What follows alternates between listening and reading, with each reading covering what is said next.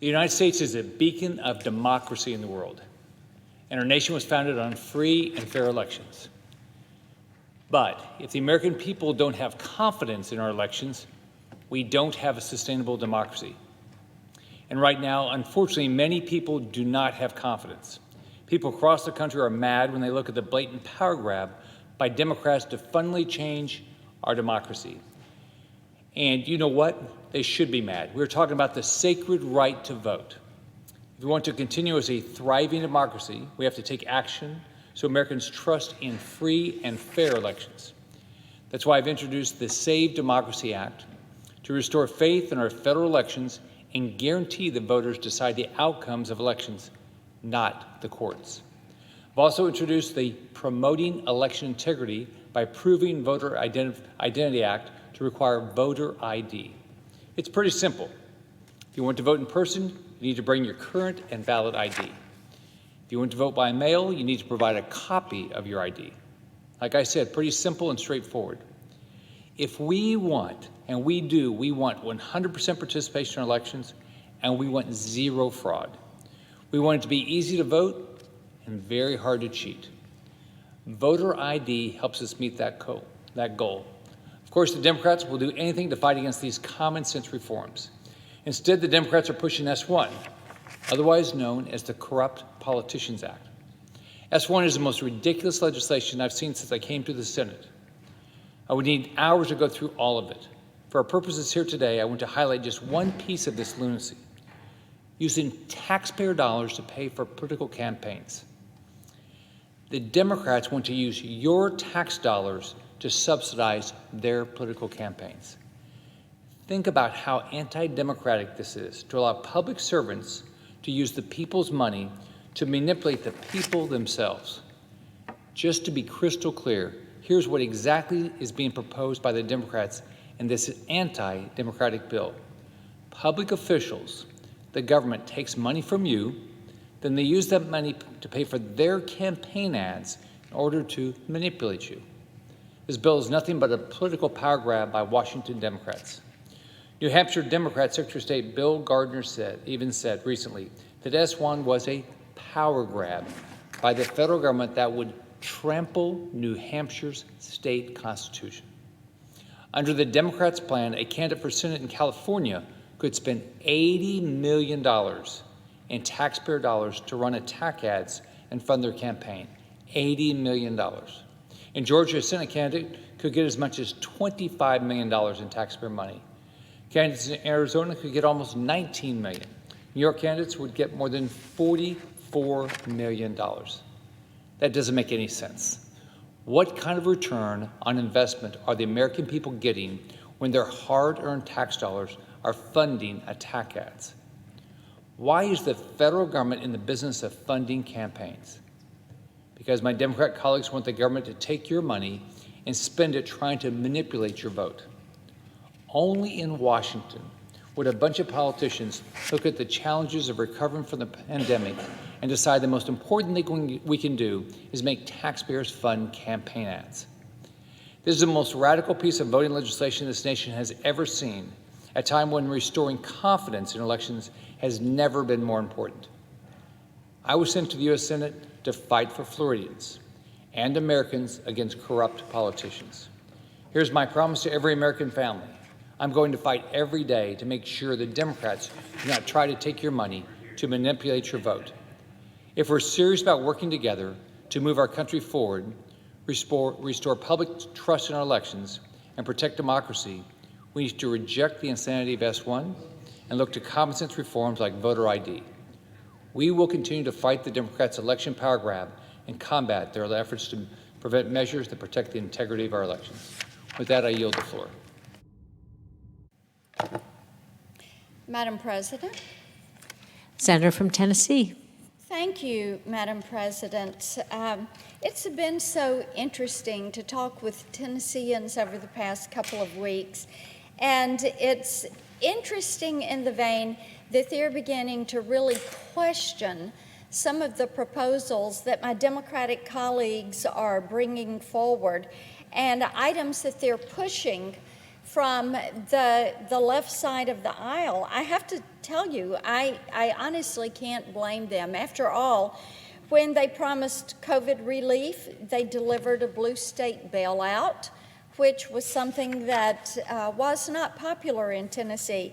They said that they were going to be all for some much-needed infrastructure projects. And in Tennessee, we like to talk about this in terms of roads and railways and runways and rivers. But what did people from Tennessee hear? They heard all about a Green New Deal. And they heard about incentives for electric vehicles. They heard about alternative energy. And they looked at that infrastructure bill and said, this is fantasy land. And then when they promised to support families and children, what did you get from the left side of the aisle? You got support for expanding the welfare state. And now the Senate Democrats have promised to vote on legislation that they claim is going to make our elections more transparent. That's interesting. Surprising no one, the bill that the Democrats are trying to sell to the American people will do exactly the opposite. Of course, in typical fashion of the House, what do? They give it a friendly sounding name, the For the People Act. But in actuality, this is a bill that would take away rights and responsibilities from the American people. And they're saying, well, this is going to be about transparency. Well, when we think of transparency, we think of things that are going to be seen, things that are going to be easily understood. We think of things that the activity within is going to be made available so that people can see this. And it should follow then that a bill promising transparent elections would be there to help voters understand the rules, trust the people in charge, and cast their vote of confidence. It would not be a bill that would seize control from local officials and place it in the hands of unelected Washington bureaucrats. It would not be a bill that would make it literally impossible to stand up polling places, and it certainly would not be a bill that would erode confidence and ballot integrity. But that is what we have. It just doesn't make sense what they're trying to do when it comes to voting.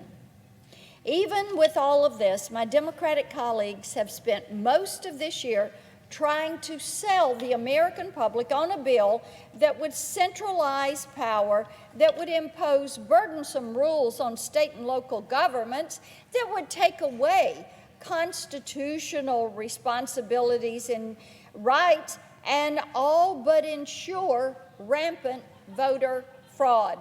That is correct. A piece of legislation that would do what? Make it easier to cheat. So in the interest of the transparency my Democratic colleagues have promised, let's take a closer look at the legislation they are pushing forward. Like most proposals that they've tried to force through this year, this latest brazen political power grab is built on a foundation of unreasonable mandates. Mandates from the federal government to the state and local governments.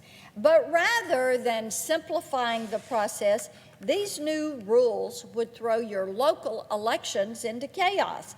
If passed, the provisions in this bill would mandate the use of ballot casting technology and voter registration systems that don't even exist yet. That is correct. What is being mandated is not in existence. But when it does come to exist, you can bet that it will cost a fortune It will come with a steep learning curve, and there will be buddies of the Democratic Party that will make a bucket of money.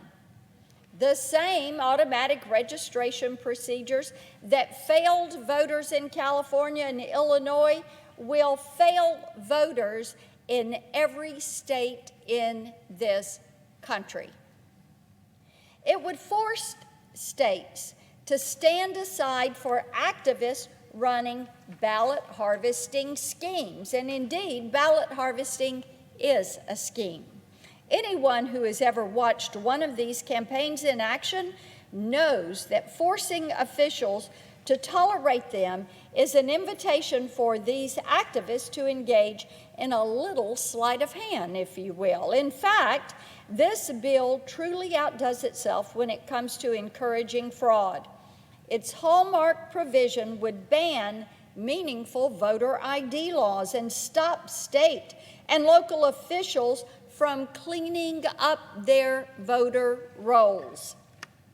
This bill strips away every common sense defense against voter fraud. It would also inject fear into the process by mandating donor disclosure and weaponizing a partisan FEC against minority political parties. The American people know there's only one reason why you'd work this hard to remove transparency from elections. They are seeking to remove transparency from the voter. Truth be told, many of my colleagues across the aisle know it too, which is why this bill has earned bipartisan opposition. Madam President, I've spent the better part of 2 years coming to the floor to object to various iterations of this bill, and I will continue to do so until my colleagues abandon this partisan power grab. I yield the floor.